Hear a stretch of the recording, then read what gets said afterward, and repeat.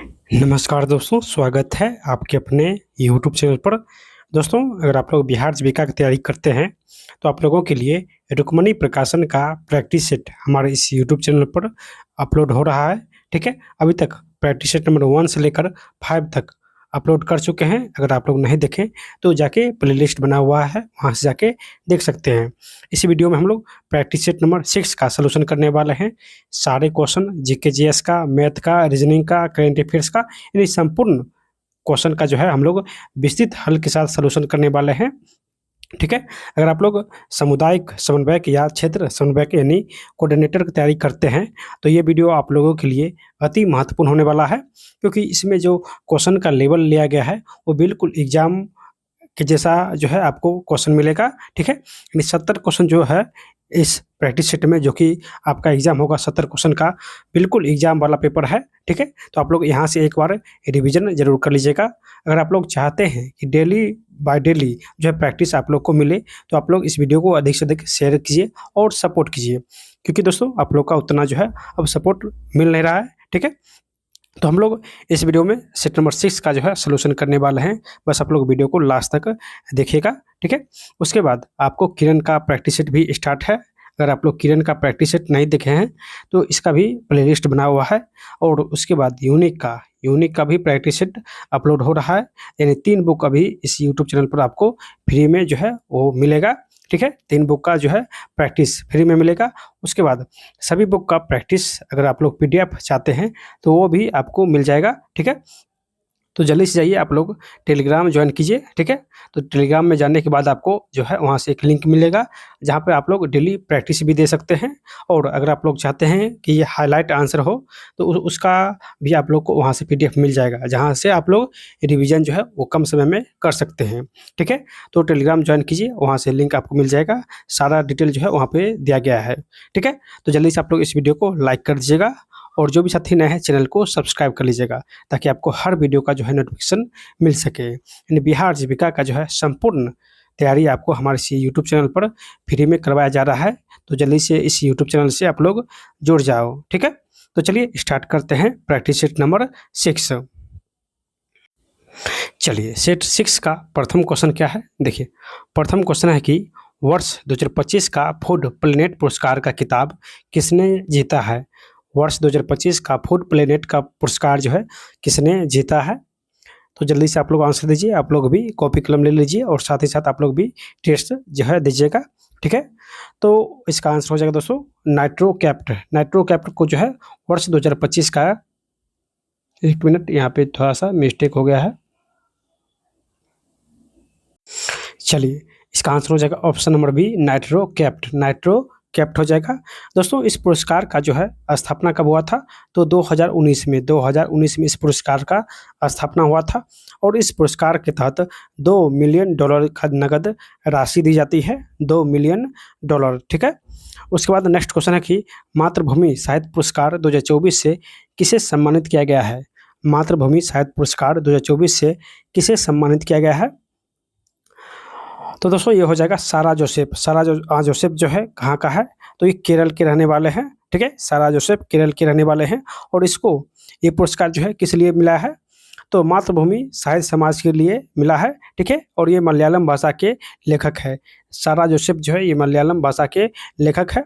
ठीक है, और मातृभूमि साहित्य पुरस्कार का स्थापना कब हुआ था, तो 2001 में। मातृभूमि साहित्य पुरस्कार का स्थापना 2001 में हुआ था। तो इसको भी आप लोग यहाँ से याद रखिएगा। ठीक है, चलिए अगला क्वेश्चन है कि ग्लोबल लीडरशिप अवार्ड 2025 से किसे सम्मानित किया गया है। ग्लोबल लीडरशिप अवार्ड 2025 से किसे सम्मानित किया गया है, तो हो जाएगा दोस्तों कुमार मंगलम बिरला को ग्लोबल लीडरशिप अवार्ड से सम्मानित किया गया है। दोस्तों, ये बिरला फाउंडेशन के अध्यक्ष है कुमार मंगलम बिरला, इसलिए इसको जो है ग्लोबल लीडरशिप अवार्ड से सम्मानित किया गया है। ठीक है, और दोस्तों ये जो है भारत और अमेरिका संबंधों को मजबूत करने के लिए ये पुरस्कार दिया जाता है। यानी ग्लोबल लीडरशिप जो पुरस्कार है, ये भारत और अमेरिका के बीच संबंध को मजबूत करने के लिए पुरस्कार दिया जाता है। ठीक है, तो इसका आंसर ऑप्शन नंबर ए हो जाएगा, कुमार मंगलम बिरला को ग्लोबल लीडरशिप अवार्ड से सम्मानित किया गया है। चलिए अगला क्वेश्चन की पहल योजना किससे संबंधित है। पहल जो योजना है ये किससे संबंधित है, तो जल्दी से इसका आंसर बताइए। तो पहल योजना जो है ये एलपीजी सब्सिडी का प्रत्यक्ष हस्तांतरण से संबंधित है। एलपीजी सब्सिडी का प्रत्यक्ष हस्तांतरण से संबंधित है। तो इसका आंसर ऑप्शन नंबर डी हो जाएगा। दोस्तों पहल योजना का स्थापना कब हुआ था? तो 1 जून 2013 को इसका स्थापना हुआ था। ठीक है, सिर्फ 193 जिले में जो है इसको लागू किया गया था। 293 जिलों में जो है इसको लागू किया गया था। और पूरे भारत में इसको कब लागू किया गया था? तो 2 जनवरी 2015 को पूरे भारत में जो है इस योजना को लागू किया गया था। दोस्तों पहल योजना, ये क्वेश्चन बहुत ही इंपॉर्टेंट है क्योंकि ये विश्व का सबसे बड़ा योजना है। इसको वर्ल्ड गिनीज बुक में भी शामिल किया गया है, यानी गिनीज वर्ल्ड रिकॉर्ड में भी इसको दर्ज किया गया है। ठीक है, ये विश्व का सबसे बड़ा योजना है पहल योजना। इसका स्थापना 2013 में हुआ था, सिर्फ 293 जिले में, और इसको पूरे भारत में 2 जनवरी 2015 को लागू किया गया था। ठीक है, चलिए अगला क्वेश्चन कि आमतौर पर एक स्वयं सहायता समूह का प्राथमिक उद्देश्य क्या होता है? आमतौर पर एक स्वयं सहायता समूह का प्राथमिक उद्देश्य क्या होता है? तो दोस्तों इसका आंसर हो जाएगा ऑप्शन नंबर ए, समूह को सूक्ष्म वित्त प्रदान करना। समूह को सूक्ष्म वित्त प्रदान करना। ठीक है, स्वयं सहायता समूह इसका स्थापना कब हुआ था? तो इसका स्थापना जो है 1970 में हुआ था। 1970 में इसका स्थापना हुआ था। ठीक है, तो इसको भी आप लोग यहाँ से याद रखिएगा। चलिए नेक्स्ट क्वेश्चन है कि जनवरी 2025 को कौन सी योजना लॉन्च किया गया था? जनवरी 2025 को कौन सा योजना लॉन्च किया गया था? तो जल्दी से इसका आंसर बताइए। तो दोस्तों इसका आंसर हो जाएगा option number A, one nation one subscription योजना जो है जनवरी 2025 को लॉन्च किया गया था। दोस्तों बीमा सखी योजना कब लॉन्च हुआ था? तो बीमा सखी योजना जो है ये 9 दिसंबर 2024 को लॉन्च हुआ था। 9 दिसंबर 2024 को ये जो है योजना लॉन्च हुआ था। प्रधानमंत्री इंटर्नशिप योजना ये कब लागू हुआ था? तो प्रधानमंत्री इंटर्नशिप योजना 3 अक्टूबर 2024 को लॉन्च हुआ था। जबकि प्रधानमंत्री बीमा लक्ष्मी योजना ये कब लागू हुआ था? तो 6 नवंबर 2024 को ये योजना लागू हुआ था। यानी ये तीनों जो है 24 का है, लेकिन एक योजना 25 का है, वन नेशन वन सब्सक्रिप्शन। ठीक है, चलिए अगला क्वेश्चन है कि सत्यशोधक समाज की स्थापना किसके द्वारा की गई थी? सत्यशोधक समाज की स्थापना किसने किया था? तो दोस्तों ये ज्योतिराव फुले ने सत्यशोधक समाज की स्थापना किया था। और ये कब किया था? तो 1873 को पुणे में किया था। कहाँ? तो पुणे में किया था सत्यशोधक समाज का स्थापना। दोस्तों ज्योतिराव फुले का जो पत्नी का नाम था वो सावित्रीबाई फुले। ठीक है, सावित्रीबाई फुले कौन थे? तो ये ज्योतिराव फुले की पत्नी थी। ठीक है, चलिए अगला क्वेश्चन कि जलियांवाला बाग नरसंहार की घटना के समय भारत के वायसराय कौन थे? जलियांवाला बाग नरसंहार के घटना के समय भारत का जो वायसराय था वो कौन था? तो लॉर्ड चम्सफोर्ड था। दोस्तों जलियांवाला बाग हत्याकांड 13 अप्रैल ठीक है 1919 को हुआ था। उस समय भारत का वायसराय लॉर्ड चम्सफोर्ड था। और यहाँ पे जो है जलियांवाला बाग नरसंहार में ऑर्डर किसने दिया था? तो जनरल ओ डायर का जो मृत्यु कब हुआ था, यानी इसको हत्या कब कर दिया था? तो जनरल ओ डायर को जो है हत्या 1940 में किया था। कौन? तो उधम सिंह ने लंदन में जाकर जो है जनरल ओ डायर को हत्या किया था। तो इसको भी आप लोग ध्यान रखिएगा। ठीक है, चलिए अगला क्वेश्चन कि बंगाल का विभाजन कब प्रभावी हुआ था? तो ये 16 अक्टूबर 1905 को बंगाल का विभाजन जो है 16 अक्टूबर 1905 को प्रभावी हुआ था। उस समय गवर्नर जनरल कौन थे, यानी उस समय भारत के वायसराय कौन थे? तो लॉर्ड कर्जन थे भारत का वायसराय। ठीक है, इसको निरस्त कब कर दिया, यानी इसको निरस्त कब कर दिया बंगाल विभाजन को? तो 1911 को इसको निरस्त कर दिया गया। ठीक है, चलिए अगला क्वेश्चन कि संयुक्त राष्ट्र दिवस प्रतिवर्ष किस तिथि को मनाया जाता है? संयुक्त राष्ट्र दिवस प्रतिवर्ष किस तिथि को मनाया जाता है? तो दोस्तों ये 24 अक्टूबर को संयुक्त राष्ट्र दिवस मनाया जाता है। ऑप्शन इसका ए हो जाएगा। ठीक है, संयुक्त राष्ट्र का स्थापना कब हुआ था? तो 24 अक्टूबर 1945 को संयुक्त राष्ट्र का स्थापना हुआ था। ठीक है, इसका मुख्यालय कहाँ है? तो आप लोग कमेंट में इसका मुख्यालय बताइएगा कि संयुक्त राष्ट्र का मुख्यालय कहाँ है। वर्तमान में जो है कितना देश है? तो इसमें वर्तमान में 193 देश है। 193 देश है, इसको भी आप लोग ध्यान रखिएगा। 193 देश है। ठीक है, चलिए 26 जून को कौन सा दिवस मनाते हैं? तो यानी विश्व नशा दिवस 26 जून को मनाते हैं, इसको भी आप लोग ध्यान रखिएगा। और 30 अक्टूबर को विश्व मितव्ययता दिवस 30 अक्टूबर को मनाते हैं। ठीक है, चलिए अगला क्वेश्चन है कि कौन सी संस्था भारत में बीमा उद्योगों को विनियमित करने, बढ़ावा देने और उसका क्रमिक विकास सुनिश्चित करने के लिए जिम्मेदार है? कौन सा संस्था भारत में बीमा उद्योगों को विनियमित करने, बढ़ावा देने और उसका क्रमिक विकास सुनिश्चित करने के लिए जिम्मेदार है? तो दोस्तों ये इड्डा हो जाएगा, ऑप्शन इसका सी हो जाएगा IRDAI। ठीक है, इड्डा। दोस्तों इड्डा जो है ये भारत का यानी बीमा क्षेत्र में ये सबसे बड़ा संस्था है। सबसे बड़ा सर्वोच्च संस्था कौन सा है? तो ये इड्डा है, यानी बीमा क्षेत्र में सबसे सर्वोच्च संस्था जो है वो इड्डा है। ठीक है, इसका स्थापना कब हुआ था? तो इड्डा का स्थापना 1919 को हुआ था, 1999 को। इसका स्थापना 1999 को हुआ था, मल्होत्रा समिति के सिफारिश पर। मल्होत्रा समिति के सिफारिश पर हुआ था। दोस्तों मल्होत्रा समिति जो है, मल्होत्रा समिति ये इसका संबंध बीमा क्षेत्र से है। ठीक है, इसी की सिफारिश पर जो है इड्डा का स्थापना हुआ था। इड्डा का स्थापना 1999 में हुआ था। ठीक है, और ये बीमा क्षेत्र में सबसे बड़ा संस्था है। चलिए नेक्स्ट क्वेश्चन है कि शंघाई कोऑपरेशन ऑर्गेनाइजेशन की स्थापना कब हुई? शंघाई कोऑपरेशन ऑर्गेनाइजेशन की स्थापना कब हुई? तो दोस्तों इसका स्थापना 2001 में हुआ था। इसका स्थापना 2001 में हुआ था। ठीक है, यानी इसका आंसर ऑप्शन नंबर ए हो जाएगा। ऑप्शन इसका ए हो जाएगा। दोस्तों शंघाई कोऑपरेशन ऑर्गेनाइजेशन का जो आधिकारिक भाषा है वो चीनी और रूसी है। चीनी और रूसी जो है इसका आधिकारिक भाषा है। ठीक है, तो इसको भी आप लोग ध्यान रखिएगा। चलिए नेक्स्ट क्वेश्चन है कि अमाशय में प्रोटीन की पाचन की शुरुआत करने वाला एंजाइम पेप्सिन किस निष्क्रिय रूप में स्रावित होता है? अमाशय में प्रोटीन के पाचन की शुरुआत करने वाला एंजाइम पेप्सिन किस निष्क्रिय रूप में स्रावित होता है? तो ये पेप्सिनोजन के रूप में स्रावित होता है। तो इसका आंसर ऑप्शन नंबर सी हो जाएगा, पेप्सिनोजन। ठीक है, चलिए देखिए अगला क्वेश्चन है कि साइबर सुरक्षा में जीरो डे वल्नरेबिलिटी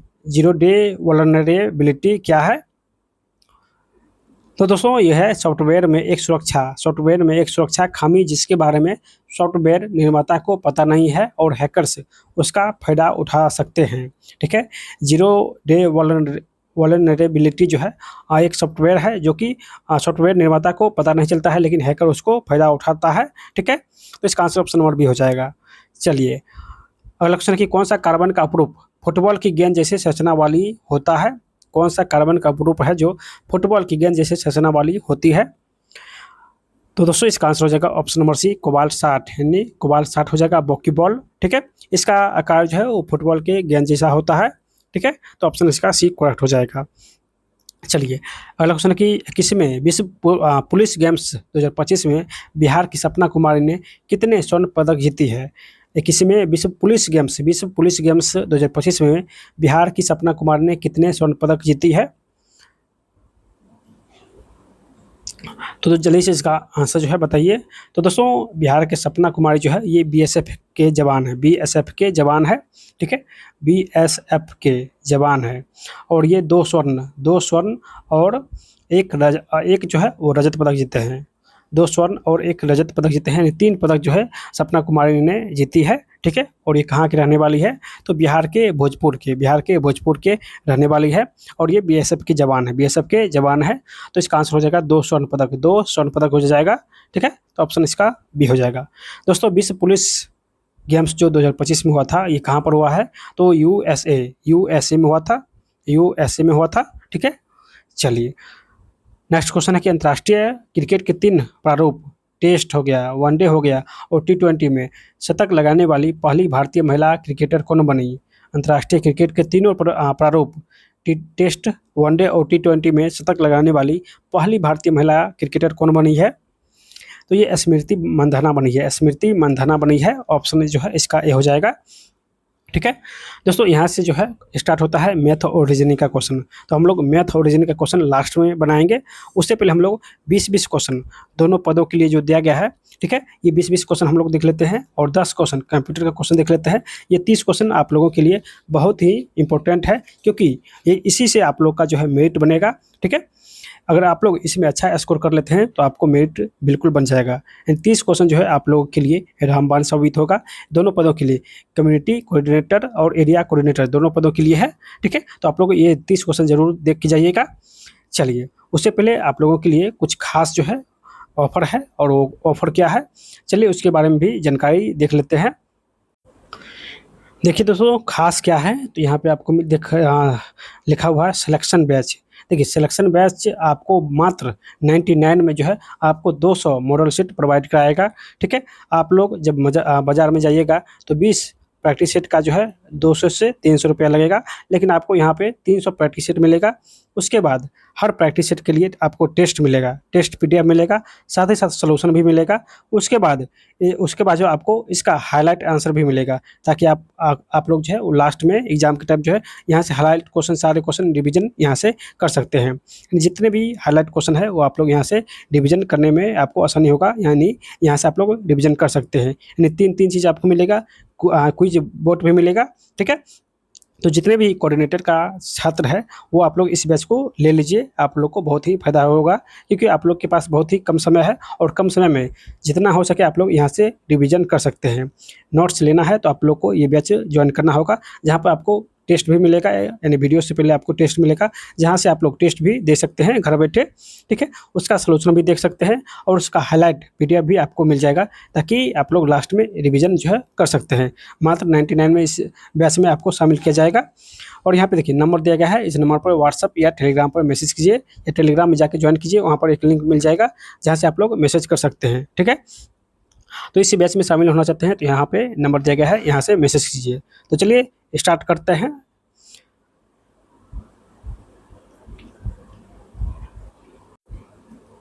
देखिए, सबसे पहले हम लोग एरिया कोऑर्डिनेटर का जो है सारे क्वेश्चन लगाएंगे। उसके बाद जो है फॉर कम्युनिटी कोऑर्डिनेटर का भी क्वेश्चन सारे देखने वाले हैं, यानी 20-20 क्वेश्चन दोनों पदों के लिए है।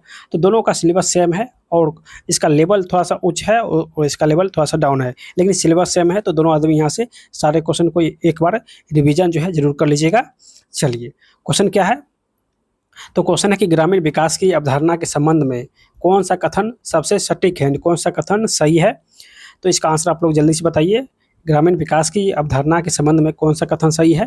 तो इसका आंसर हो जाएगा ऑप्शन नंबर डी।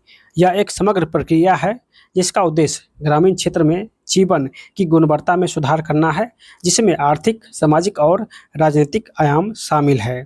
ठीक है, चलिए अगला क्वेश्चन है कि ग्रामीण अर्थव्यवस्था की विशेषताओं में कौन सी विशेषता बाजार की अनिश्चितताओं के प्रति उनकी संवेदनशील को दर्शाती है। ग्रामीण अर्थव्यवस्था की विशेषताओं में से कौन सी विशेषता बाजार की अनिश्चितताओं के प्रति उनकी संवेदनशील को दर्शाता है, संवेदनशील को दर्शाती है। तो दोस्तों हो जाएगा ऑप्शन नंबर बी, कृषि पर निर्भरता है, कृषि पर निर्भरता हो जाएगा। चलिए अगला क्वेश्चन है कि पंचायती राज संस्थाओं का विकेंद्रीकृत योजना में क्या महत्व है। पंचायती राज संस्थाओं का विकेंद्रीकृत योजना में क्या महत्व है। तो दोस्तों इसका आंसर हो जाएगा ऑप्शन नंबर बी, वे स्थानीय स्तर पर विकास योजनाओं को बनाने और लागू करने में मदद करते हैं। वे स्थानीय स्तर पर जो है विकास योजनाओं को बनाने और लागू करने में मदद करते हैं। तो इसका आंसर ऑप्शन नंबर बी हो जाएगा। चलिए अगला क्वेश्चन की दीनदयाल अंत्योदय योजना, दीनदयाल अंत्योदय योजना राष्ट्रीय ग्रामीण आजीविका मिशन का एक प्रमुख घटक क्या है। DAYNRLM का ये फुल फॉर्म है। ठीक है, और इसका एक प्रमुख घटक क्या है। तो दोस्तों इसका आंसर हो जाएगा ऑप्शन नंबर बी, स्वयं सहायता समूह SHG के माध्यम से ग्रामीण गरीबों को संगठित करना। स्वयं सहायता समूह के माध्यम से ग्रामीण गरीबों को संगठित करना। तो इसका आंसर ऑप्शन नंबर बी हो जाएगा। चलिए अगला क्वेश्चन है कि प्रधानमंत्री आवास योजना ग्रामीण का लक्ष्य उन परिवारों को आवास प्रदान करना है जो किस श्रेणी में आते हैं। हाँ, प्रधानमंत्री आवास योजना ग्रामीण का लक्ष्य उन परिवारों को आवास प्रदान करना है जो किस श्रेणी में आते हैं। जो गरीब रेखा से नीचे यानी BPL परिवार में आते हैं उसको जो है वो प्रधानमंत्री आवास योजना मिलेगा। ठीक है, तो इसका आंसर ऑप्शन नंबर सी हो जाएगा। चलिए अगला क्वेश्चन है कि बिहार सरकार की सतत जीविकोपार्जन योजना का प्राथमिक उद्देश्य क्या है। बिहार सरकार की सतत जीविकोपार्जन योजना का प्राथमिक उद्देश्य क्या है। तो दोस्तों इसका आंसर हो जाएगा ऑप्शन नंबर बी, राज्य के अति गरीब परिवारों को गरीबी से बाहर निकालना। राज्य के अति गरीब परिवारों को गरीबी से बाहर निकालना, ऑप्शन जो है इसका बी हो जाएगा। चलिए, जीविका बिहार ग्रामीण आजीविका संवर्धन सोसाइटी किस मॉडल पर आधारित है? जीविका बिहार ग्रामीण आजीविका आजीविका संवर्धन सोसाइटी जो है किस मॉडल पर आधारित है? तो ये एक समुदाय संस्था आधारित मॉडल है, एक समुदाय संस्था आधारित मॉडल है। चलिए, अगला क्वेश्चन है कि एसएचजी बैंक लिंकेज की प्रक्रिया में वित्तीय उत्पादों का एक उदाहरण क्या हो सकता है? एसएचजी बैंक लिंकेज की प्रक्रिया में वित्तीय उत्पादों का एक उदाहरण क्या हो सकता है? तो ऋण और बीमा जैसे वित्तीय सेवाएं, ऋण और बीमा जैसे वित्तीय सेवाएं हो जाएगा, ऑप्शन जो है इसका सी हो जाएगा। ठीक है, चलिए नेक्स्ट क्वेश्चन है कि बेसिक बुक कीपिंग का प्राथमिक कार्य क्या है? बेसिक बुक कीपिंग का प्राथमिक कार्य क्या है? तो एसएचजी, वीओ और एससीएलएफ स्तर पर वित्तीय लेन देन का रिकॉर्ड करना। एसएचजी, वीओ और सीएलएफ स्तर पर वित्तीय लेन देन का रिकॉर्ड करना। तो इसका आंसर ऑप्शन नंबर बी हो जाएगा। चलिए नेक्स्ट क्वेश्चन है कि गैर कृषि आजीविका में क्या शामिल है? गैर कृषि आजीविका में जो क्या शामिल है? तो विनिर्माण, व्यापार और सेवा क्षेत्र की गतिविधियाँ, विनिर्माण, व्यापार और सेवा क्षेत्र की गतिविधियाँ हो जाएगा। मूल्य श्रृंखला के संदर्भ में बाजार लिंकेज का क्या उद्देश्य है? मूल्य श्रृंखला के संदर्भ में बाजार लिंकेज का क्या उद्देश्य है? तो हो जाएगा दोस्तों ऑप्शन नंबर बी, उत्पादों के मूल्य को बढ़ाना और उन्हें अंतिम बाजार से जोड़ना। उत्पादों के मूल्य को बढ़ाना और उन्हें अंतिम बाजार से जोड़ना, ऑप्शन जो है इसका बी हो जाएगा। चलिए नेक्स्ट क्वेश्चन है कि प्रधानमंत्री ग्राम सड़क योजना ग्रामीण विकास में किस प्रकार योगदान करती है? प्रधानमंत्री ग्राम सड़क योजना ग्रामीण विकास में किस प्रकार का योगदान करती है? तो दोस्तों हो जाएगा ऑप्शन नंबर डी, या ग्रामीण क्षेत्र में कनेक्टिविटी बढ़ाकर आर्थिक गतिविधि को बढ़ावा देती है। या ग्रामीण क्षेत्र में कनेक्टिविटी बढ़ाकर आर्थिक गतिविधि को बढ़ावा देती है। तो ऑप्शन इसका डी हो जाएगा। चलिए नेक्स्ट क्वेश्चन क्या है? तो राष्ट्रीय कृषि विकास योजना का मुख्य उद्देश्य क्या है? राष्ट्रीय कृषि विकास योजना का मुख्य उद्देश्य है कि कृषि और संबंध क्षेत्रों में समग्र विकास और निवेश को बढ़ावा देना। कृषि और संबंध क्षेत्र में विकास और निवेश को बढ़ावा देना, ऑप्शन इसका भी हो जाएगा। चलिए अगला क्वेश्चन देखते हैं कि बिहार की औद्योगिक नीतियों का उद्देश्य क्या है? बिहार की औद्योगिक नीति का उद्देश्य क्या है? तो राज्य में औद्योगिक विकास को प्रोत्साहित करना। राज्य में औद्योगिक विकास को प्रोत्साहित करना, ऑप्शन इसका सी हो जाएगा। ठीक है, अगला क्वेश्चन है कि कौशल युवा कार्यक्रम बिहार में किस समस्या का समाधान करने के लिए है? कौशल युवा कार्यक्रम KYP बिहार में किस समस्या का समाधान करने के लिए है? तो हो जाएगा ऑप्शन नंबर बी, युवाओं में कौशल की कमी को समाधान करने के लिए कौशल युवा कार्यक्रम है। ठीक है, ऑप्शन इसका बी हो जाएगा। चलिए अगला क्वेश्चन कि स्वयं सहायता समूह के संदर्भ में आंतरिक ऋण का क्या महत्व है? स्वयं सहायता समूह के संदर्भ में आंतरिक ऋण का क्या महत्व है? तो दोस्तों इसका आंसर हो जाएगा ऑप्शन नंबर ए, यह सदस्यों की तत्काल वित्तीय जरूरतों को पूरा करने में मदद करता है। यह सदस्यों की तत्काल वित्तीय जरूरतों को पूरा करने में मदद करता है, ऑप्शन इसका ए हो जाएगा। चलिए ग्राम संगठन VO और cluster level federation CLF cluster level federation की स्थापना का प्राथमिक उद्देश्य क्या है? तो इन दोनों का उद्देश्य है कि स्वयं सहायता समूह के प्रयासों को समेकित करना और उन्हें एक बड़े मंच पर लाना। ठीक है, ऑप्शन इसका भी हो जाएगा। चलिए अगला क्वेश्चन कि प्रधानमंत्री किसान सम्मान निधि PM किसान का उद्देश्य क्या है? तो इसका उद्देश्य है कि किसानों को कृषि इनपुट खरीदने के लिए वित्तीय सहायता प्रदान करना। किसानों को कृषि इनपुट खरीदने के लिए वित्तीय सहायता प्रदान करना, ऑप्शन इसका भी हो जाएगा। चलिए अगला क्वेश्चन है कि कोऑपरेटिव्स ग्रामीण विकास में किस प्रकार का योगदान करते हैं? कोऑपरेटिव्स ग्रामीण विकास में किस प्रकार का योगदान करती है? तो वे सदस्य के बीच आर्थिक और सामाजिक लाभ सुनिश्चित करने के लिए सामूहिक रूप से कार्य करते हैं, ऑप्शन इसका बी हो जाएगा। बुनियादी बहीखाता वित्तीय साक्षरता के लिए क्यों महत्वपूर्ण है? बुनियादी बहीखाता वित्तीय साक्षरता के लिए क्यों महत्वपूर्ण है? तो इसका आंसर हो जाएगा दोस्तों ऑप्शन नंबर बी, या व्यक्तियों और समूह को उनके वित्तीय स्वास्थ्य को ट्रैक और समझने में सक्षम बनाता है। या व्यक्तियों और समूह को उनके वित्तीय स्वास्थ्य को ट्रैक करने और समझने में सक्षम बनाता है, ऑप्शन इसका भी हो जाएगा। चलिए नेक्स्ट है फूड कम्युनिटी कोऑर्डिनेटर का क्वेश्चन है यहाँ से। ठीक है, चलिए तो भारत के ग्रामीण विकास के इतिहास में 1952 में शुरू किए गए सामुदायिक विकास कार्यक्रम का प्राथमिक दृष्टिकोण क्या है? सामुदायिक विकास कार्यक्रम का शुरुआत 1952 में हुआ था। तो इसका प्राथमिक दृष्टिकोण पूछ रहा है। तो इसका प्राथमिक उद्देश्य था ग्रामीण जीवन के सभी पहलुओं को विकसित करना, ग्रामीण जीवन के सभी पहलुओं को विकसित करना, ऑप्शन इसका बी हो जाएगा।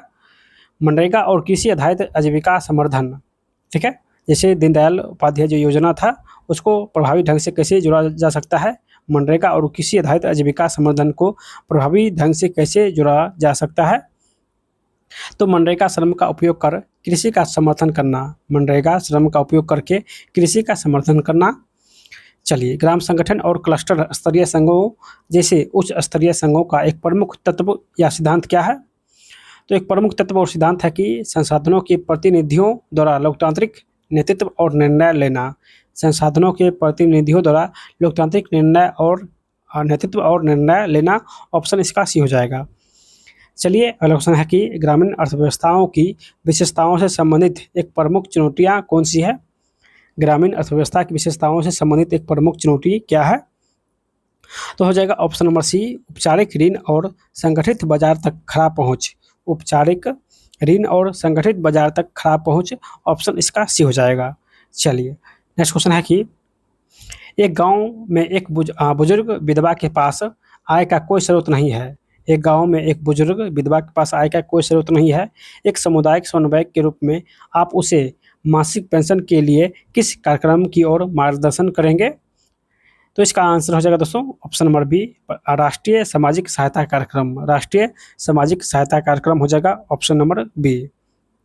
चलिए, अगला क्वेश्चन की कौन से आमतौर पर शुरुआती चरणों में स्वयं सहायता समूह के लिए एक प्राथमिक वित्तीय उत्पाद नहीं माना जाता है, यानी कौन सा आमतौर पर शुरुआती चरणों में स्वयं सहायता समूह के लिए एक प्राथमिक वित्तीय उत्पाद नहीं माना जाता है, तो हो जाएगा दोस्तों ऑप्शन नंबर डी, शेयर बाजार में निवेश, शेयर बाजार में निवेश जो है ये वित्तीय उत्पाद में नहीं गिना जाएगा, ठीक है। चलिए, दीनदयाल उपाध्याय जो योजना है, दीनदयाल उपाध्याय के अंत्योदय योजना के तहत स्वयं सहायता समूहों को प्रदान की जाने वाली परिक्रामी निधि का उद्देश्य क्या है, परिक्रामी निधि का उद्देश्य है कि उनकी संस्थागत और वित्तीय प्रबंधन क्षमता को मजबूत करना और एक अच्छी ऋण शाखा बनाना, ठीक है, तो इसका आंसर ऑप्शन नंबर बी हो जाएगा। स्वयं सहायता समूह और आजीविका को बढ़ाने के अलावा जीविका की पहल अक्सर किन मुद्दों को एकीकृत करती है, तो इसका आंसर हो जाएगा दोस्तों ऑप्शन नंबर बी, स्वास्थ्य, पोषण, लैंगिक समानता जैसे सामाजिक विकास के मुद्दे, स्वास्थ्य, पोषण, लैंगिक समानता जैसे सामाजिक विकास के मुद्दे हो जाएगा ऑप्शन नंबर बी। चलिए, अगला क्वेश्चन है कि प्रधानमंत्री ग्राम सड़क योजना को मुख्य रूप से ग्रामीण भारत में किस गंभीर समस्या का समाधान करने के लिए शुरू किया गया था, तो दोस्तों हो जाएगा विश्वसनीय, हर मौसम में चालू रहने वाली सड़क संपर्क की कमी जिससे बाजार, शिक्षा, स्वास्थ्य सेवा तक पहुंचने में बाधा आती थी, ठीक है, इसी समस्या को दूर करने के लिए प्रधानमंत्री ग्राम सड़क योजना शुरू की गई थी, तो ऑप्शन इसका बी हो जाएगा। चलिए, अगला क्वेश्चन है कि गैर कृषि और ऑफ फॉर्म आजीविकाओं के बीच एक महत्वपूर्ण अंतर क्या है, गैर कृषि और ऑफ फॉर्म आजीविकाओं के बीच एक महत्वपूर्ण अंतर क्या है, तो हो जाएगा ऑप्शन नंबर बी, गैर कृषि व्यक्ति के स्वामित्व वाला एक उद्यम है जबकि ऑफ फॉर्म में मजदूर श्रम शामिल है, गैर कृषि व्यक्ति के स्वामित्व वाला एक उद्यम है जबकि ऑफ फॉर्म में मजदूरी श्रम शामिल है, ऑप्शन इसका भी हो जाएगा। चलिए, अगला क्वेश्चन कि पंचायती राज के संदर्भ में ग्राम सभा की क्या भूमिका है, तो ग्राम सभा की भूमिका है कि ग्राम पंचायत की विकास योजना और बजट को मंजूरी देना, ग्राम पंचायत की विकास योजना और बजट को मंजूरी देना, ऑप्शन इसका भी हो जाएगा। चलिए, अगला क्वेश्चन कि PMAY यानी प्रधानमंत्री ग्राम आवास योजना के तहत घर के निर्माण की प्रगति की निगरानी के लिए किस प्रौद्योगिकी का उपयोग प्रौद्योगिकी का उपयोग कैसे किया जाता है, तो आंसर इसका भी हो जाएगा निर्माण के विभिन्न चरणों में अपलोड की गई जियो टैग तस्वीर के माध्यम से, निर्माण के विभिन्न चरणों में अपलोड की गई जियो टैग तस्वीर के माध्यम से, तो इसका आंसर ऑप्शन नंबर बी हो जाएगा। चलिए, अगला क्वेश्चन कि बिहार के युवाओं के लिए कुशल युवा प्रोग्राम KYP का अंतिम इच्छित परिणाम क्या है, तो हो जाएगा ऑप्शन नंबर बी, बेहतर रोजगार क्षमता और बेहतर नौकरियों की संभावनाएं, बेहतर रोजगार क्षमता और बेहतर नौकरी की संभावना हो जाएगा। चलिए, अगला क्वेश्चन है कि वित्तीय गतिविधियों से परे परिपक्व स्वयं सहायता समूह और उनके संघों को क्या करने के लिए प्रोत्साहित किया जाता है, तो दहेज, बाल विवाह, शराबखोरी जैसे मुद्दों के खिलाफ सामाजिक कार्रवाई करने के लिए प्रोत्साहित किया जाता है, तो इसका आंसर ऑप्शन नंबर बी हो जाएगा। चलिए, अगला क्वेश्चन कि ग्रामीण क्षेत्र में डिजिटल फाइनेंसिंग मॉडल को बढ़ावा देने का प्राथमिक उद्देश्य क्या है, ग्रामीण क्षेत्र में डिजिटल फाइनेंसिंग मॉडल को बढ़ावा देने का प्राथमिक उद्देश्य क्या है, तो इसका आंसर हो जाएगा ऑप्शन नंबर बी, वित्तीय सेवाओं को दक्षता, पारदर्शिता और पहुँच बढ़ाना। वित्तीय सेवाओं की दक्षता, पारदर्शिता और पहुँच बढ़ाना, ऑप्शन इसका भी हो जाएगा। चलिए अगला क्वेश्चन है कि मुख्यमंत्री उद्यमी योजना किन समूहों को उद्यमी बनने के लिए प्रोत्साहित करने हेतु विशेष प्रावधान करती है? तो इसका जो है आंसर हो जाएगा ऑप्शन नंबर बी, अनुसूचित जाति, अनुसूचित जनजाति और अति पिछड़ा वर्ग। ठीक है, तो इसका आंसर ऑप्शन नंबर बी हो जाएगा। राष्ट्रीय सामाजिक सहायता कार्यक्रम के तहत अधिकांश योजनाओं के लिए पात्रता किस श्रेणी के परिवार तक सीमित है? तो अधिकांश योजना जो है वो किस श्रेणी के परिवार तक सीमित है? तो हो जाएगा दोस्तों गरीब रेखा से नीचे, बीपीएल परिवार को जो है अधिकांश योजना मिलता है, अधिकांश योजना का लाभ बीपीएल परिवारों को मिलता है। तो इसका आंसर ऑप्शन नंबर ए हो जाएगा। चलिए अगला क्वेश्चन है कि पारंपरिक कृषि अनाज उगाना की तुलना में बागवानी की एक प्रमुख विशेषता क्या है? तो यह आमतौर पर अधिक श्रम गहन होती है लेकिन छोटे भूखंड से अधिक मूल्य प्राप्त कर सकती है। यह आमतौर पर अधिक श्रम गहन होती है लेकिन छोटे भूखंड से अधिक मूल्य प्राप्त कर सकती है। तो इसका आंसर ऑप्शन नंबर ए हो जाएगा। चलिए अगला क्वेश्चन है कि प्रधानमंत्री किसान सम्मान निधि का उद्देश्य क्या प्रदान करना है? तो हो जाएगा किसान परिवारों को कृषि और घरेलू ज़रूरतों में आय सहायता प्रदान करना। किसान परिवारों को कृषि और घरेलू ज़रूरतों में आय समानता प्रदान करना, तो ऑप्शन इसका भी हो जाएगा। एक सामुदायिक समन्वय को जीविका के तहत एक नए एसएचजी स्वयं समूह के साथ काम करते हुए मनरेगा, प्रधानमंत्री आवास योजना और एनएसएपी को समझने की आवश्यकता क्यों है? यानी आवश्यकता क्यों है? तो इसका आंसर जो है हो जाएगा ऑप्शन नंबर बी। ये योजनाएं गरीब परिवारों की बहुआयामी ज़रूरतों को पूरा करती है। यानी ये जो योजना है ये गरीब परिवारों की बहुआयामी ज़रूरतों को पूरा करती है। तो इसका जो है आंसर हो जाएगा ऑप्शन नंबर बी। चलिए इसके बाद जो है कंप्यूटर का क्वेश्चन यहाँ से स्टार्ट होता है। दोनों पदों के लिए सेम क्वेश्चन है। क्वेश्चन है कि किसका उपयोग MS वर्ड 2016 में एक टेबल के बॉर्डर रो और कॉलम टेबल बनाने के लिए किया जाता है? किसका उपयोग MS वर्ड 2016 में एक टेबल के बॉर्डर रो और कॉलम टेबल बनाने के लिए किया जाता है? तो आंसर हो जाएगा ड्रॉ टेबल का उपयोग करते हैं। चलिए अगला क्वेश्चन है कि प्राप्त ईमेल को देखने और प्रबंधित करने के लिए आमतौर पर निम्नलिखित में से किस विकल्प का प्रयोग किया जाता है? प्राप्त ईमेल को देखने और प्रबंधित करने के लिए किस विकल्प का उपयोग करते हैं? तो इनबॉक्स का उपयोग करते हैं। MS वर्ड 2016 में प्रिंट प्रीव्यू विकल्प में जाने के लिए किस अनुक्रम का प्रयोग किया जाता है? तो प्रिंट प्रीव्यू विकल्प में जाने के लिए सबसे पहले ऑफिस बटन का उपयोग करते हैं, उसके बाद प्रिंट और उसके बाद प्रिंट प्रीव्यू का उपयोग करते हैं। तो इसका आंसर ऑप्शन नंबर सी हो जाएगा। ठीक है, चलिए अगला क्वेश्चन की डोमेन नाम विस्तारित एक्सटेंशन को उनमें से परिभाषाओं से मिलान करें। ठीक है, चलिए मिलान करते हैं। तो .gov ये किससे संबंधित है? तो .gov जो है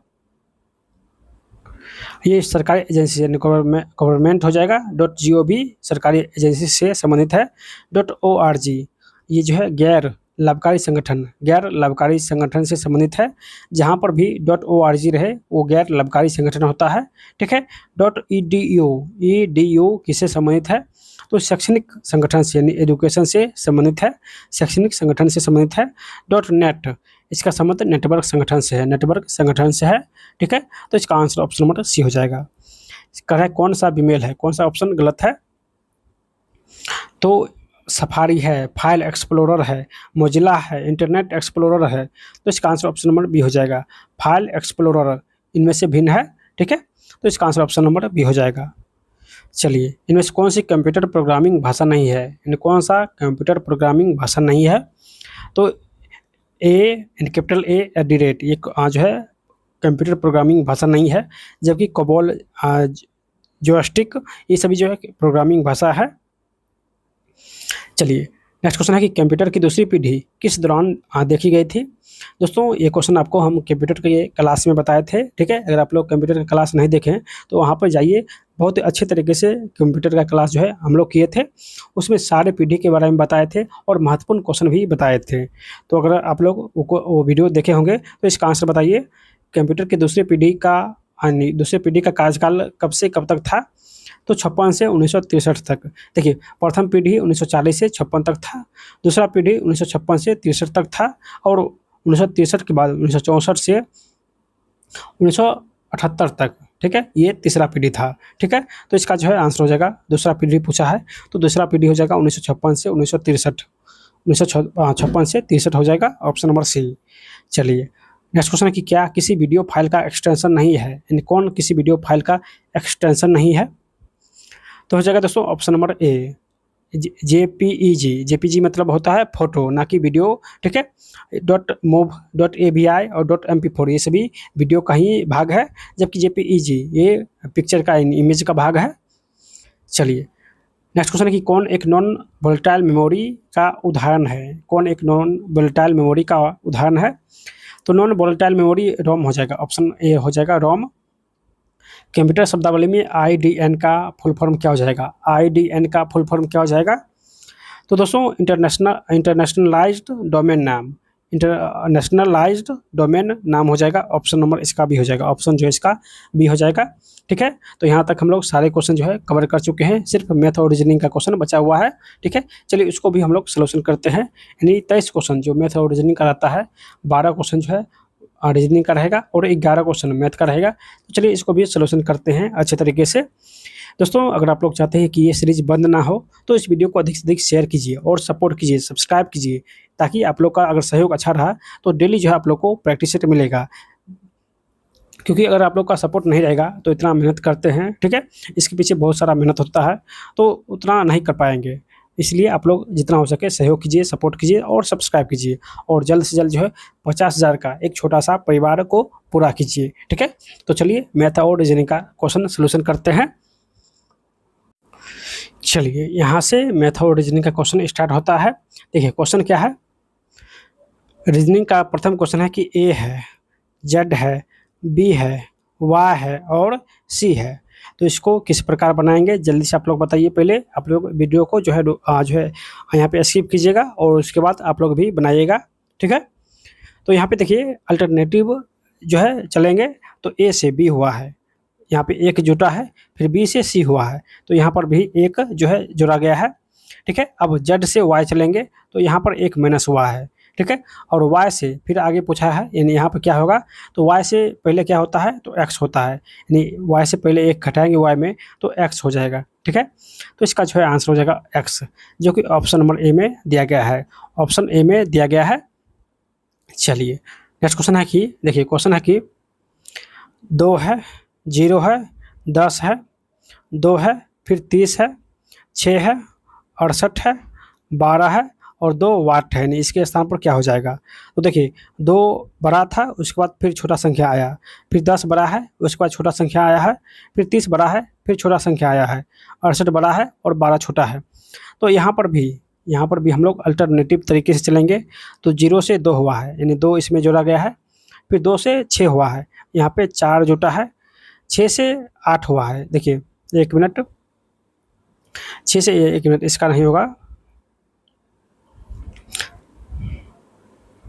चलिए 6 से 12 हुआ है, 1 मिनट, 6 से 12 हुआ है, 6 से 12 हुआ है, तो यहाँ पे 6 जो है जोड़ा गया है। अब इसमें देखिए 2 4 6, अब 8 जोड़ेंगे, तो 8 जोड़ेंगे तो 12 + 8 ये 20 हो जाएगा, यानी यहाँ पर 20 हो जाएगा, यहाँ पर 20 हो जाएगा, लेकिन यहाँ पर क्या होगा, चलिए यहाँ पर भी देख लेते हैं। देखिए अब बड़ा वाला संख्या लेंगे, 2 से 10 बना है तो यहाँ पे 8 जोड़ा गया है, 10 से 30 बना है तो यहाँ पे जो है 20 जोड़ा गया है, 30 से 68 हुआ है तो 30 से 68 होने के लिए यहाँ पे 38 जोड़ा गया है, फिर 68 से आगे जो है इसमें क्या जोड़ेंगे, ठीक है, कि नेक्स्ट संख्या आ जाएगा।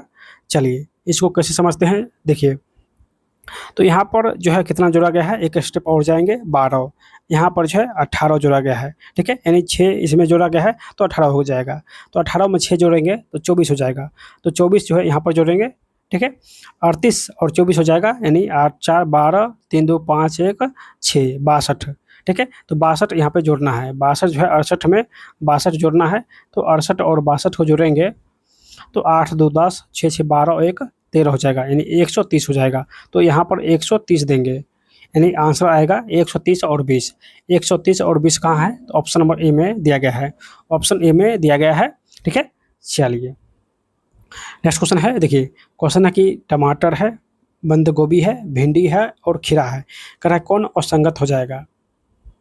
तो इसका जो है आंसर हो जाएगा बंद गोभी। बंद गोभी जो है एक फलीय पौधा है, बाकी सब जो है वो एक फलीय नहीं है, सिर्फ बंद गोभी एक फलीय है। तो इसका आंसर ऑप्शन नंबर ए हो जाएगा, सॉरी बी हो जाएगा। ठीक है, आंसर जो है वो बी हो जाएगा। चलिए नेक्स्ट क्वेश्चन है कि कार ऑटोमोबाइल से संबंधित है तो लैपटॉप किससे संबंधित होगा? तो लैपटॉप जो है वो कंप्यूटर से, कार ऑटोमोबाइल से संबंधित है तो लैपटॉप कंप्यूटर के अंतर्गत आता है। तो इसका आंसर ऑप्शन नंबर ए हो जाएगा कंप्यूटर। ठीक है, चलिए नेक्स्ट क्वेश्चन भी चलिए बनाते हैं। देखिए क्वेश्चन क्या है,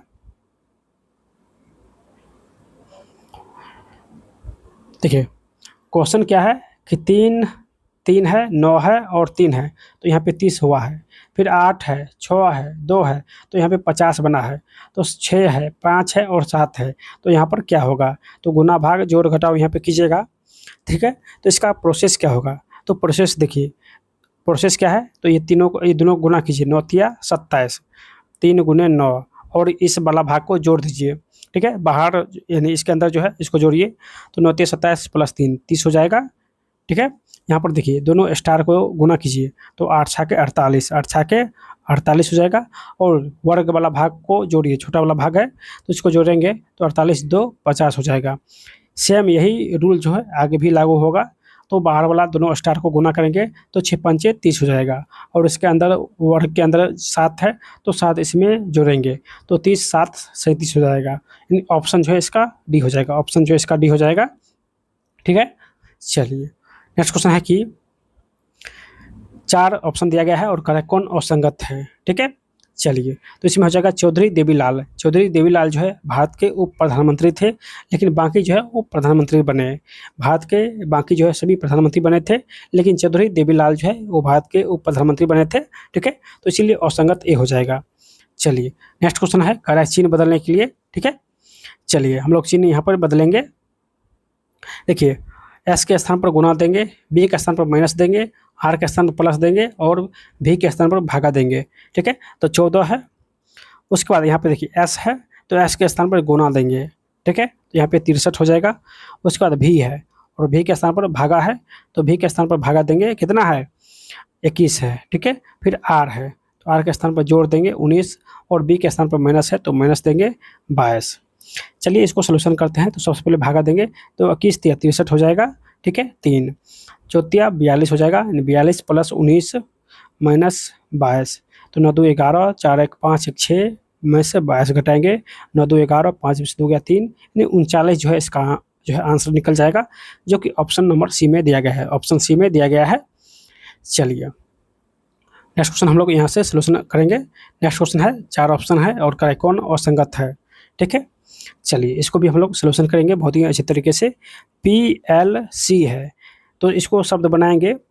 ठीक है, PLCA से, तो यहाँ पर कोई भी शब्द नहीं बनेगा, यानी अंग्रेजी का कोई भी शब्द नहीं बनेगा। नेक्स्ट है NDAL, जब NDAL से एक शब्द बनाइएगा तो लैंड बनेगा, लैंड मतलब भूमि होता है, LAND।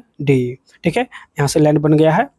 उसके बाद नेक्स्ट है देखिए AFMR, इससे क्या बनेगा? तो इससे बनेगा FARM, फॉर्म बनेगा, फॉर्म मतलब खेत होता है। ठीक है, चलिए अगला है TLPNA। ठीक है, तो इससे क्या बनेगा? तो इससे बनेगा PLANT, प्लांट, प्लांट मतलब पौधा होता है। तो यहाँ पे देखिए 3 शब्द बन गया है, लेकिन ऑप्शन ए में जो दिया गया था इससे कोई भी शब्द नहीं बना है, तो इसका आंसर ऑप्शन नंबर ए हो जाएगा। ठीक है, यानी इससे कोई भी शब्द नहीं बना। चलिए देखिए इस प्रकार का क्वेश्चन जो है आप लोग पहले देखिएगा। चलिए इस प्रकार का क्वेश्चन को जो है देखिए यहाँ पे पहले करा कि यहाँ पर क्या होगा, तो इसको पहले उल्टाएंगे तो यहाँ पे तीन है फिगर, वर्ग है, स्टार है और त्रिभुज है। तो वर्ग बीच में है, देखिए ये बीच में है तो यहाँ पर बीच में आ जाएगा, सॉरी वृत्त है तो वृत्त बीच में आ जाएगा। उसके बाद नीचे में त्रिभुज है तो इस प्रकार जो है त्रिभुज आ जाएगा। ठीक है, इस प्रकार त्रिभुज आ जाएगा और स्टार यहाँ पे है तो स्टार यहाँ पे हो जाएगा। ठीक है, स्टार यहाँ पे हो जाएगा। फिर इसको ऐसे पलटाइएगा तो 3 इधर हो जाएगा और 3 इधर हो जाएगा। ठीक है, जब इसको ऐसे पलटाइएगा यहाँ से ऐसे करके, 1 मिनट ऐसे करके, तो 3 ऊपर में जो है ऊपर में यहाँ पे रहेगा और जो नीचे में है वो नीचे वाला यहाँ पे आएगा। ठीक है, स्टार यहाँ पे आएगा, वृत्त यहाँ पे आएगा, त्रिभुज जो है वो इस साइड में आ जाएगा। ठीक है, इस साइड में आ जाएगा। तो इसका जो है आंसर क्या हो जाएगा? तो आंसर जो है ऑप्शन नंबर ए हो जाएगा। इसका आंसर ऑप्शन नंबर ए हो जाएगा। ठीक है, देखिए त्रिभुज यहाँ था तो त्रिभुज यहाँ आ जाएगा, फिर यहाँ आ जाएगा और फिर यहाँ आ जाएगा, ठीक है। चलिए नेक्स्ट क्वेश्चन देखते हैं। नेक्स्ट क्वेश्चन है कि चलिए क्वेश्चन क्या है, देखिए क्वेश्चन है कि केशव को पहले वर्ष में अपनी बिक्री राशि में 4% वृद्धि और दूसरे वर्ष में 20% की वृद्धि प्राप्त होती है। तो इसके साथ उसकी वर्तमान बिक्री 15 यानी 15 लाख, एक में इकाई दाएँ 11,000, 10,000, लाख, तो यहाँ हो जाएगा 1,56,000। यानी उसकी वर्तमान जो बिक्री है वो 1,56,000 है। तो 2 वर्ष पहले उसकी बिक्री क्या हो जाएगा, ठीक है। तो 2 वर्ष पहले जाना है तो हम लोग हॉल वैल्यू को उल्टा करेंगे। देखिए वर्तमान मूल्य है 1,56,000, तो बैक जाएंगे तो 4% का हॉल वैल्यू निकालेंगे तो 25 चौका 100, 1/25 हो जाएगा। वृद्धि हो रहा है तो 24/25 हो जाएगा, 24/25। उसके बाद 20% है तो 20 का होल वैल्यू निकालेंगे तो 20×5 100, 1/5 हो जाएगा। फिर यहाँ पे वृद्धि हो रहा है तो इसमें 1 जोड़ेंगे तो 6/5 हो जाएगा।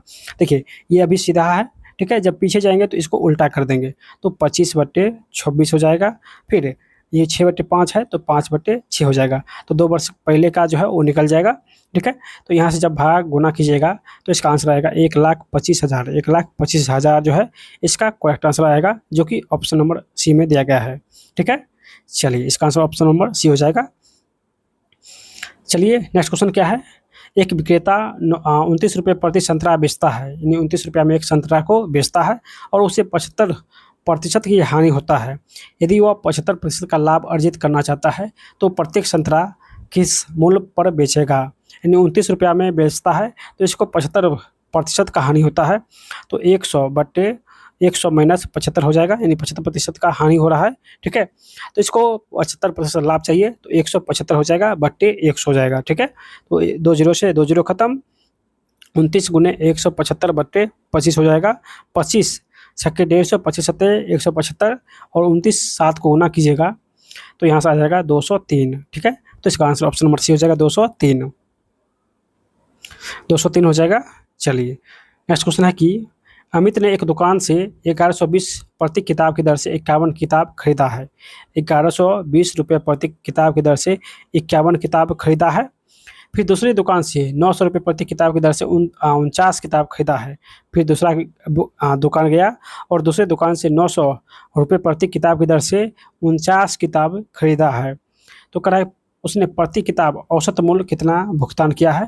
तो औसत निकालने के लिए टोटल संख्या का योग करेंगे तो 51 और 49 को जोड़ेंगे तो 100 हो जाएगा, यानी 9 1 10, 5 9 1 10, 100 हो जाएगा, ठीक है। तो यहाँ से जब भाग दीजिएगा इन दोनों का गुना करके यहाँ से आ जाएगा 101 220, ठीक है। बटे इसमें 100 से भाग दीजिए तो 1 जीरो से 1 जीरो खत्म और यहाँ पे दशमलव हो जाएगा, यानी 1012.2 1012.2 हो जाएगा, जो कि ऑप्शन नंबर सी में दिया गया है, ठीक है। ऑप्शन इसका सी हो जाएगा। चलिए नेक्स्ट क्वेश्चन है कि आनंद के पास 1617 रुपया है। उन्होंने इसे अपने बेटा अनिल और अशोक में बांट दिया और उन्हें इसे वार्षिक रूप से संयोजित होने वाले 10% वार्षिक ब्याज की दर पर निवेश करने को कहा। यह देखा गया कि अनिल और अशोक को क्रमशः 12 और 13 वर्ष बाद समान राशि प्राप्त हुआ। तो आनंद ने अनिल को कितनी राशि दी थी। आनंद जो है वो अनिल को कितनी राशि दी थी, ठीक है। 12 और 13 वर्ष बाद दोनों का राशि जो है वो बराबर हो जाता है। तो अनिल है वो अपने बेटे को जो है 1617 रुपया में बंटवारा करता है, ठीक है। तो एक को मिलता है, यानी अनिल, ये कौन है तो ये आनंद है, ये आनंद है, ठीक है। अब अनिल को अगर एक्स मानते हैं तो अशोक क्या मानेंगे, ठीक है। 1 मिनट, अशोक को जो है 1617 माइनस एक्स मानेंगे, यानी एक को एक्स मानेंगे तो दूसरा को 1617 माइनस एक्स मानना पड़ेगा, ठीक है।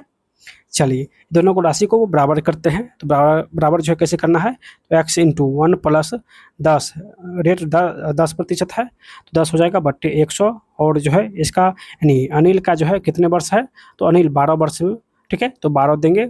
उसके बाद अब जो है अशोक, इसका राशि है 1617 माइनस एक्स, ठीक है।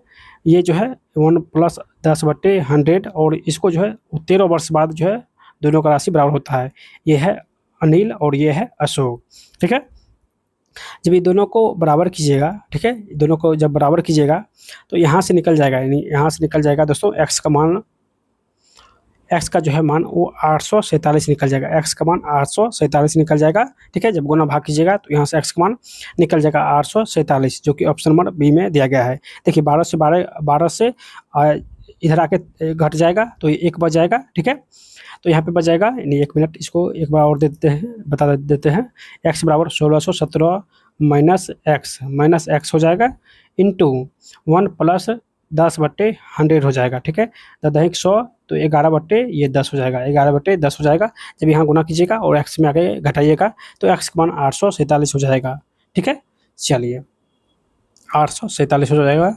चलिए नेक्स्ट क्वेश्चन है कि तीसरी संख्या से 2 संख्या है और तीसरी संख्या से, ठीक है, तीसरी संख्या से 47% और 25% अधिक है।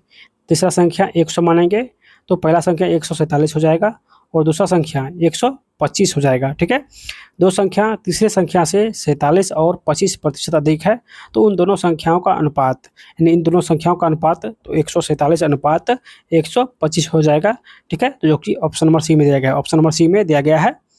चलिए नेक्स्ट क्वेश्चन है, देखिए तालिका का है। क्वेश्चन क्या है, चलिए इसको अच्छे से सलूशन करते हैं। देखिए क्वेश्चन है कि सभी विषय में रौनक द्वारा प्राप्त किए गए कुल अंक, तो रौनक कहाँ है, तो रौनक यहाँ पर है। देखिए रौनक सभी विषय में जब कुल अंक लाएगा तो कुल अंक कितना हो जाएगा, तो सभी को योग यहाँ से निकालिएगा तो रौनक का जो है टोटल योग 325 हो जाएगा। रौनक का टोटल योग 325 हो जाएगा। ठीक है, कहा कि सभी विषय में रौनक द्वारा प्राप्त किए गए कुल अंक। उसके बाद शिवम कहाँ है, तो यहाँ है। सोनू यहाँ है। और अर्नब द्वारा प्राप्त सभी विषय में प्राप्त किए गए कुल अंक का कितना प्रतिशत है, यानी तीनों का योग का ये कितना प्रतिशत है। तो सबसे पहले सभी का योग निकालेंगे। तो सबसे पहले हम लोग अर्नब, यानी ऊपर में अर्नब है तो अर्नब का योग निकालेंगे तो 352 हो जाएगा, 352 हो जाएगा। शिवम का योग 360 हो जाएगा, सभी को जोड़िएगा तो 360 हो जाएगा। उसके बाद सोनू का योग यहाँ से 365 हो जाएगा, 365 हो जाएगा। 352 को जोड़ना है, 360 को जोड़ना है और 365 को जोड़ना है, यानी तीनों को जोड़िएगा तो टोटल योग जो है वो 1067 आएगा, 1067 आएगा। क्या 1067 का ये x प्रतिशत है कौन, तो दोस्तों ये रौनक। तो रौनक का टोटल योग कितना है, तो 325 है, 325 हो जाएगा। ठीक है, तो यहाँ से x का मान निकल जाएगा, x का मान 325 गुने 100 बटा 1067 हो जाएगा। ठीक है, तो यहाँ से भाग गुना कीजिएगा तो इसका आंसर जो है 30.46 हो जाएगा, ऑप्शन नंबर बी। ठीक है, ऑप्शन इसका भी हो जाएगा। चलिए नेक्स्ट क्वेश्चन है, ट्रेन से एक 320 मीटर लंबी ट्रेन विपरीत दिशा से आ रही है। विपरीत दिशा से 320 मीटर लंबी ट्रेन विपरीत दिशा से आ रही है और 240 एक ट्रेन है, 240 मीटर लंबी ट्रेन y सेकंड में 1 मिनट, एक 320 मीटर लंबी ट्रेन विपरीत दिशा से आ रही 240 मीटर लंबी ट्रेन को, यानी चलिए एक दूसरे के विपरीत है। ठीक है, हाँ 240 मीटर लंबी ट्रेन को y सेकंड में, यानी दोनों एक दूसरे को पार करने में y सेकंड लेती है। तो पहली ट्रेन का चाल जो है वो 44 है। पहली ट्रेन कहाँ है, तो यहाँ है। पहली ट्रेन का चाल 44 किलोमीटर प्रति घंटा है और दूसरी ट्रेन का चाल 56.8 किलोमीटर प्रति घंटा है। ठीक है, देखिए एक दूसरे की ओर आ रहा है, यानी विपरीत आ रहा है, तो यहाँ पे चाल भी जुट जाएगा और दोनों का लंबाई भी जुट जाएगा। तो दोनों का लंबाई सबसे पहले जोड़ेंगे तो 0 0 0 हो जाएगा, 4 2 6 3 2 5, 560 हो जाएगा। टोटल योग 560 हो जाएगा। बट दोनों चालों का योग तो 6 4 10, 5 4 9 1 10, यानी 100.8 हो जाएगा। ठीक है, तो इसको जब यहाँ ये किलोमीटर में है, देखिए चाल दोनों किलोमीटर में है तो इसको मीटर पर सेकंड में निकालिए, 5/18 हो जाएगा तो 18 ऊपर चल जाएगा। ठीक है, तो 18 ऊपर जाएगा तो यहाँ से जो है टाइम कितना निकल जाएगा, टाइम आपसे पूछा गया है तो टाइम क्या हो जाएगा, तो टाइम यहाँ से निकल जाएगा दोस्तों 20 सेकेंड। 20 सेकेंड में एक दूसरे को पार कर जाएगा, जो कि ऑप्शन नंबर सी में दिया गया है। 20 सेकेंड में एक दूसरे को पार कर जाएगा। ठीक है, चलिए नेक्स्ट क्वेश्चन भी तालिका से है। चलिए क्वेश्चन क्या है कि दिए गए वर्ष में कंपनी ए यहाँ पर है। कंपनी ए का कुल उत्पादन दिए गए वर्ष में कंपनी डी के कुल उत्पादन का कितना प्रतिशत है, यानी कंपनी डी का कुल उत्पादन का कितना प्रतिशत है। ठीक है, तो सबसे पहले कंपनी ए का उत्पादन निकालेंगे तो सभी का योग कीजिएगा तो 146 आ जाएगा, 146 आ जाएगा। फिर कंपनी डी का कुल योग 159 आएगा, 159 आएगा। कह रहा है 159 का कितना प्रतिशत है, तो 159 का x प्रतिशत है कौन, तो 146। तो हो जाएगा दोस्तों 146 गुने 100/159, ठीक है। तो यहाँ से जब भाग गुना कीजिएगा 91.82% हो जाएगा, जो कि ऑप्शन नंबर सी में दिया गया है। चलिए नेक्स्ट क्वेश्चन है कि दो वस्तुओं का क्रय मूल्य बराबर है, दो वस्तुओं का जो है वो क्रय मूल्य बराबर है, ठीक है। एक वस्तु को 12% के लाभ पर और दूसरी वस्तु को पहली वस्तु से 3600 रुपया अधिक में बेचा जाता है, तो कुल लाभ 15.27/51% होता है।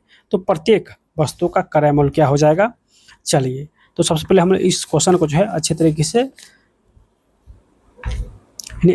जो है वो सलूशन करेंगे, ठीक है। कहा कि दो वस्तुओं का क्रय मूल्य बराबर है, ठीक है, और एक वस्तु को 12% के लाभ पर है। तो एक पहला वस्तु x मानेंगे, फर्स्ट वस्तु x है, ठीक है। पहला वस्तु को x यानी 12% लाभ पर, तो x को 12% के लाभ पर बेच रहा है, ठीक है। चलिए अब कह रहा है कि दूसरी वस्तु को पहली वस्तु से 3600 रुपये अधिक में, पहली वस्तु को 12% के लाभ पर बेच रहा है, इससे भी 3600 रुपये अधिक में बेच रहा है। तो पहले लिखेंगे x गुने 112/100 और इसे 3600 अधिक में बेच रहा है, तो 3600 इसमें जोड़ देंगे, 3600 इसमें जो है योग जोड़ देंगे, ठीक है। उसके बाद दोनों का यानी कुल लाभ का इतना प्रतिशत हो रहा है, यानी कुल लाभ का 15.27/51% हो रहा है। तो चलिए इसको निकालेंगे, यानी कुल यानी x का कितना हो रहा है कुल। तो देखिए एक x यहाँ पर है और एक x यहाँ है, ये पहला वस्तु है, ये दूसरा वस्तु है, ये दूसरा वस्तु है, तो 2x है, तो यहाँ पे 2x लेंगे, ठीक है। इस पर कितना लाभ हो रहा है, तो 15.27/51% का लाभ हो रहा है, ठीक है। तो 100 में इसको जोड़ेंगे 15.27/51, 15.27/51 यहाँ पर जो है योग करेंगे, ठीक है। चलिए यहाँ पर जो है योग करेंगे, तो यहाँ से हो जाएगा यानी 112x/100 प्लस, देखिए यहाँ पर हो जाएगा 112x/100 प्लस 3600 बटे कुछ नहीं है यानी 1 है, इसको एक मिनट, ठीक है। इसको 3600 भी पूर्णांक में नहीं लेते हैं, 3600 ही रहने देंगे। 3600 बराबर 2x हो जाएगा गुने इस सभी को तोड़ के एक मिनट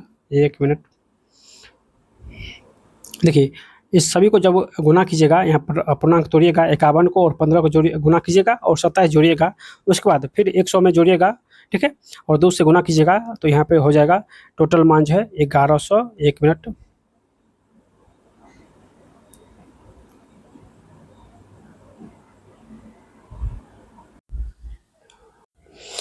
चलिए देखिए कह रहा कि कंपनी 3 अलग अलग लैपटॉप की जो है कीमत डेटा दिखाया गया है। सभी 5 वर्ष में लैपटॉप वाई की औसत कीमत ज्ञात करें। तो लैपटॉप वाई कौन सा है, तो बीच वाला भाग है, तो यहाँ पर 31 है, ठीक है। उसके बाद यहाँ पर 20 है, उसके बाद यहाँ पर 17 है, यहाँ पर 19 है और यहाँ पर 20 है। तो यहाँ से सभी का जो है योग कीजिएगा, सभी पाँचों भाग का, ठीक है। तो सभी पाँचों भाग का योग 107 हो जाएगा, 107 हो जाएगा और इसमें 5 से भाग दीजिएगा, तो दोस्तों यानी 1000 है, तो इसमें 1000 यानी 3 जीरो दे दीजिए, तो यहाँ से 1000 में निकल जाएगा, यानी इस यहाँ से भाग दीजिएगा तो 214 हो जाएगा, ठीक है। तो यहाँ पर हो जाएगा यानी 214, यानी इसको 1000 में फिर से भाग दीजिएगा, तो 2 जीरो से 2 जीरो खत्म, 1 जीरो यानी 21.4 हो जाएगा, 21.4 1000 हो जाएगा, जो कि ऑप्शन नंबर ए में दिया गया है।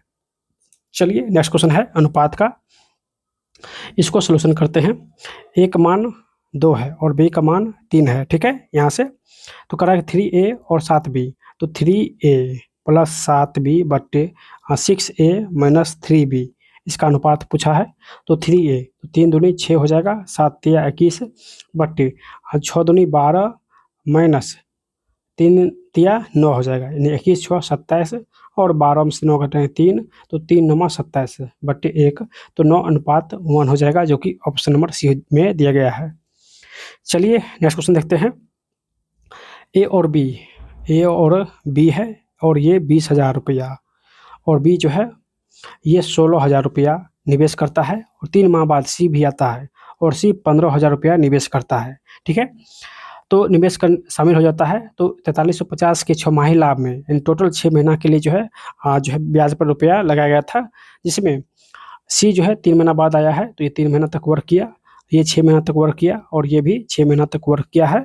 ठीक है, टोटल लाभ जो है यहाँ 4350 हुआ है। ठीक है, इसमें करा कि बी का हिस्सा क्या हो जाएगा, तो यहाँ पे 3 जीरो से 3 जीरो खत्म हो जाएगा। ठीक है, जब इसको जो है, चलिए इसको और भी काटते हैं। देखिए 3 से 3 दूनी 6, 3 दूनी 6, 3 इकाई 3, उसके बाद ये 5 से भी कटेगा। चलिए अब जो है सेम हो जाएगा, 20 दूनी 40, 16 दूनी 32 और 15 इकाई 15 हो जाएगा। ठीक है, 40, 32 और 15, इस सभी का योग कितना हो जाएगा, तो सभी का योग जो है, सभी का योग ये 87 हो जाएगा। 87 का मान 4350 है, यानी 4350 जो है सभी का योग है, तो 87 का योग हो जाएगा, यानी 87 बराबर 4350 गुने, पूछ रहा है बी का हिस्सा, तो बी का हिस्सा 32 है, तो 32 से गुना कर दीजिए, तो यहाँ से हो जाएगा 1600 आंसर। ठीक है, तो यहाँ से 1600 निकल जाएगा, जो कि ऑप्शन नंबर सी में दिया गया है। चलिए नेक्स्ट क्वेश्चन देखते हैं। नेक्स्ट क्वेश्चन है कि पता मिलान का प्राथमिक लक्ष्य क्या है, तो पता मिलान का प्राथमिक लक्ष्य है यह पहचानना कि दो या अधिक पते एक ही स्थान को संदर्भित करता है या नहीं, ऑप्शन इसका भी हो जाएगा। चलिए अगला क्वेश्चन कि जब दो अलग अलग डेटा स्रोत जैसे एक ग्राहक सूची और एक बिक्री रिकॉर्ड को एक साथ जोड़ा जाता है तो इस प्रक्रिया को क्या कहते हैं, तो इस प्रक्रिया को जो है डेटा एकीकरण कहते हैं, ऑप्शन इसका भी हो जाएगा डेटा एकीकरण। ठीक है, तो दोस्तों सेट नंबर 6 जो है, सेट नंबर 6 का सलूशन जो है पूरी तरीके से हम लोग कर चुके हैं। ठीक है, नेक्स्ट सेट जो है सेट नंबर 7, अगर आप लोग चाहते हैं कि जल्द से जल्द अपलोड हो तो सभी लोग कमेंट बॉक्स में सेट नंबर 7 लिखकर कमेंट कीजिए, आप लोग को नेक्स्ट सेट जो है जल्द ही मिल जाएगा। ठीक है, चलिए मिलते हैं दोस्तों नेक्स्ट वीडियो में, तब तक बाय।